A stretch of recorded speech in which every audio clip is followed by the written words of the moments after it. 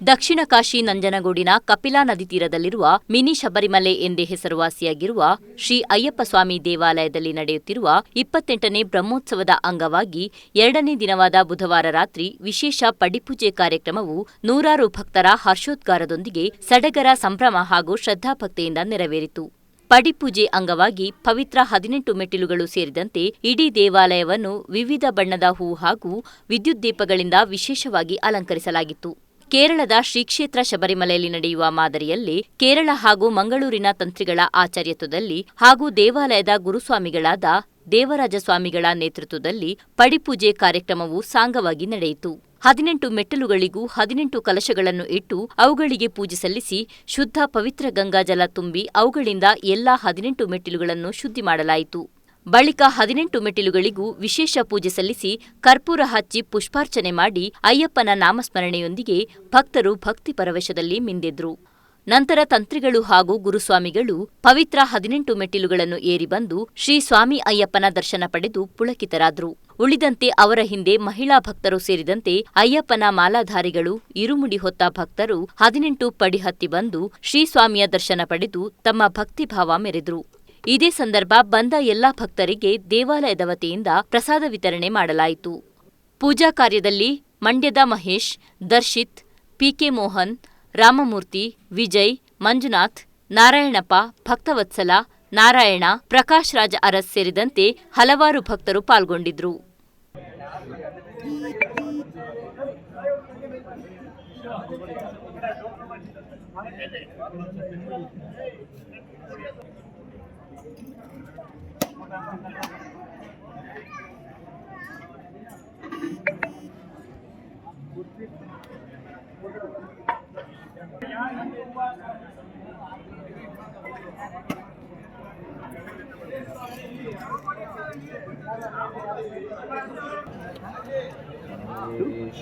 ಹುಷಾರಾಗಿ ನಿಧಾನವಾಗಿ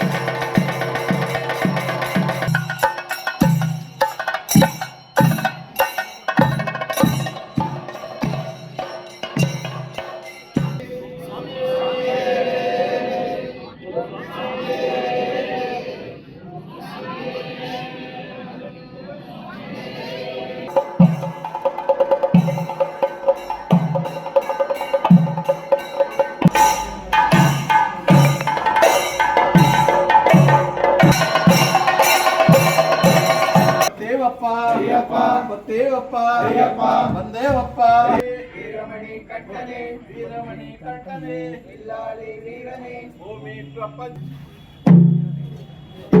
ಸ್ವಾಮಿಗಳೆಲ್ಲ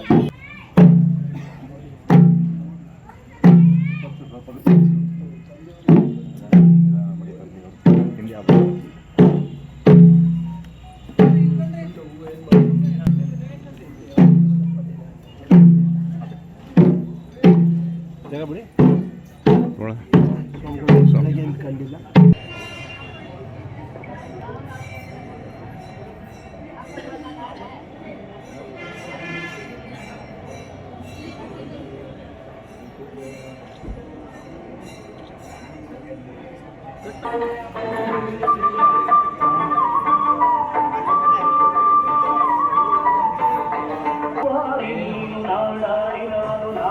ಇವತ್ತು ಪಡಿಪೂಜೆ ತುಂಬ ಸುಲಲಿತವಾಗಿ ಅಚ್ಚುಕಟ್ಟಾಗಿ ದೇವರ ಒಂದು ಕೃಪೆಯಿಂದ ಭಕ್ತಿ ಸ್ಪರ್ಧೆಯಿಂದ ಸ್ವಾಮಿಗಳೆಲ್ಲ ಸೇರಿ ತುಂಬ ಅಚ್ಚುಕಟ್ಟಾಗಿ ನೆರವೇರಿಸ್ತಾರೆ.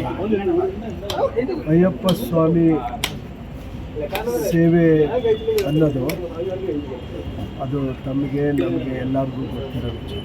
ಭಕ್ತಿಯಿಂದ ಕೂಗಿದ್ರೆ ಅಯ್ಯಪ್ಪ ಸ್ವಾಮಿ ಬರೋದು ಗ್ಯಾರಂಟಿ ಅನ್ನೋ ಒಂದು ವಿಚಾರ ತಮ್ಮಕ್ಕೇನೆ ಎಲ್ಲರಿಗೂ ಗೊತ್ತಾ. ಎಲ್ಲರೂ ಬಂದು ಪೂಜೆ ಮಾಡಬೇಕು. ನಾಡ್ದು 20ನೇ ತಾರೀಕು ಅನ್ನದಾಸೋಹ ಇದೆ. ನಾಳೆ ಮಾತ್ರ ಒಂದು ಭಗವತಿ ಪೂಜೆ ಇದೆ. ಎಲ್ಲ ಹೆಣ್ಮಕ್ಳು ಬಂದು ಇಲ್ಲಿ ಭಗವತಿ ಪೂಜೆ ಮಾಡಿ ಆ ಕುಂಕುಮ ಪಡಿಬೇಕು ಅಂತ ನಾನು ನಂಜನಗೂಡು ನಾಗರಿಕರಲ್ಲಿ ಹೇಳ್ತಾ ತಮ್ಮ ಮಾಧ್ಯಮದವ್ರಿಗೂ ಕೂಡ ಈ ವಿಚಾರನ ನಾಳೆ ಎಲ್ಲರಿಗೂ ತಲುಪಂಗೆ ಹೇಳ್ಕೊಂಡು ಮಾಡಬೇಕು. ಮತ್ತೊಮ್ಮೆ ತಮ್ಮ ಹತ್ರ ಭಗವಂತನ ಒಂದೊಂದು ಮೆಟ್ಟಲಿಗೂ ಕೂಡ ಒಂದೊಂದು ವಿಶಿಷ್ಟತೆ ಇದೆ. ಈ ಬ್ರಹ್ಮ ವಿಷ್ಣು ಮಹೇಶ್ವರ ಈ ಥರ ಒಂದೊಂದು ಸಾಕ್ಷಾತ್ಕಾರಗಳಿದೆ. ಅದು ಪ್ರತಿಯೊಂದರಲ್ಲೂ ಕೂಡ ಸಾಕ್ಷಾತ್ಕಾರ. ನಾವೇನು ಮಾಡ್ತೀವಿ ಅದು ನಮ್ಮ ಎದುರುಗಡೆ ಸಾಕ್ಷಾತ್ಕಾರ ಆಗುತ್ತೆ. ಅಂದರೆ ನಾವು ಮಾಡೋದನ್ನೇ ಎದುರುಗಡೆ ನೋಡೋ ಅಂಥದ್ದನ್ನೇ ಸಾಕ್ಷಾತ್ಕಾರ ಅನ್ನೋದು. ಈ 18 ಮೆಟ್ಟಿನ ಸಾಕ್ಷಾತ್ಕಾರ ಏನು ಅಂದರೆ ನಾವು ಎಷ್ಟರ ಮಟ್ಟಕ್ಕೆ ಭಕ್ತಿ ಮಾಡಿರ್ತೀವಿ ಅಷ್ಟರ ಮಟ್ಟಕ್ಕೆ ನಮಗೆ ಸಾಕ್ಷಾತ್ಕಾರ ಆಗ್ತದೆ. ಅದನ್ನು ನೋಡಿ 18 ಮೆಟ್ಟಲು ಮೊದಲು ನೀವು 18 ಮೆಟ್ಟನ್ನು ಹಚ್ಚಿದಾಗ ಅದರ ವಿಚಾರ ತಮ್ಮೆಲ್ಲರಿಗೂ ಬರ್ತದೆ. ಆ 18 ಮೆಟ್ಟಲ ಒಂದೊಂದು ಮೆಟ್ಟಲಿಗೂ ಕೂಡ ಒಂದೊಂದು ವಿಶಿಷ್ಟತೆ ಇದೆ.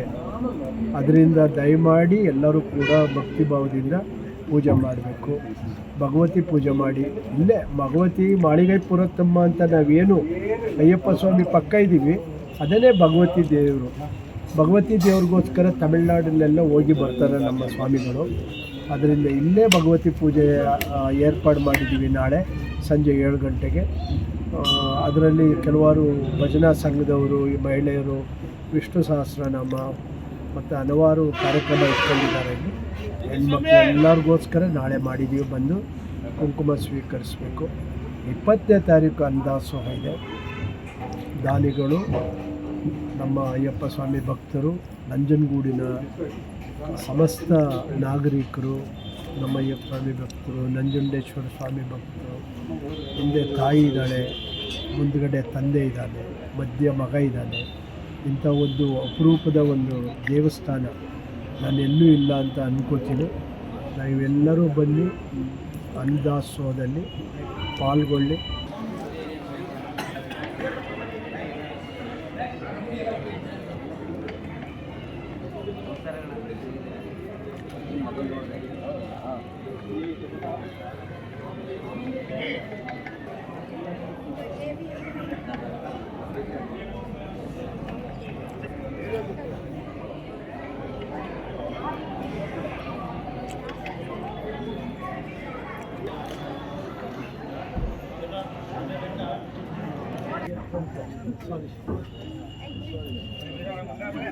इस साइड बने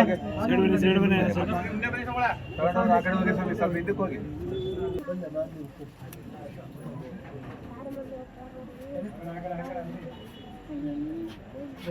ಬನ್ನಿ.